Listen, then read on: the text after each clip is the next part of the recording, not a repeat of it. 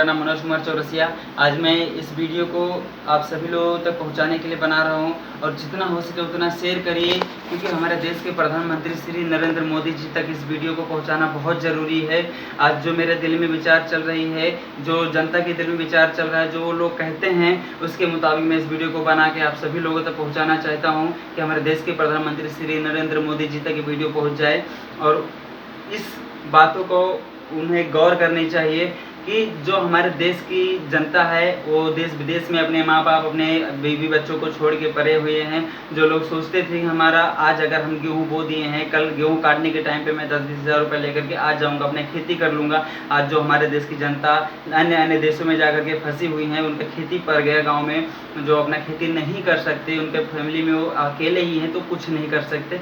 तो मैं अपने प्रधानमंत्री नरेंद्र मोदी जी से हाथ जोड़ के हमारे यूपी के मुख्यमंत्री श्री योगी आदित्यनाथ जी से हाथ जोड़ के मेरा विनती है कि जिस तरह 200 बसें भेज करके वहाँ की छात्रों को बुलाए हैं, उसी तरह से जिस जिस देशों में हमारी जनता फंसी हुई है उन्हें मंगवाया जाए और उन्हें उनके बीवी बच्चों और माँ बाप तक पहुँचाया जाए।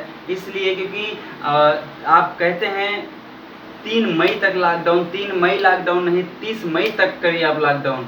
लेकिन रीज़न ये है कि मैं जानता हूँ इस वीडियो को देख कर लोग बोलेंगे कि जो परेशान है बोलेंगे 3 मई नहीं कर रहा है, 30 मई बोल रहा है, लेकिन ऐसा कुछ नहीं। मैं 30 मई तक लॉकडाउन चलाइए आप, मैं ये कहता हूँ। लेकिन इस 30 मई का रीज़न बीच में ये पड़ता है कि जो अपने अपने घर में जाना चाहते हैं, मैं उनसे प्रधानमंत्री से गुजारिश करूँगा कि हर एक व्यक्ति को कोरोना नहीं है, तो आप लोगों से गुजारिश है कि सब जिसके पास ना हो कोरोना, उनको चेकअप करके हर एक स्टेशन पे भेजें या फ्लाइट से भेजें या जिससे भी भेजें, हर एक बंदे को चेक करके आप और उन्हें उनके घर तक पहुंचाइए, ताकि सुरक्षित यहाँ जो भी इतनी सारी बीमारियाँ चल रही यहाँ से बच सके। जिसको नहीं है बीमारी, जिसको कोरोना नहीं है, कम से कम वो सुरक्षित अपने घर तक आप पहुँच सकते हैं।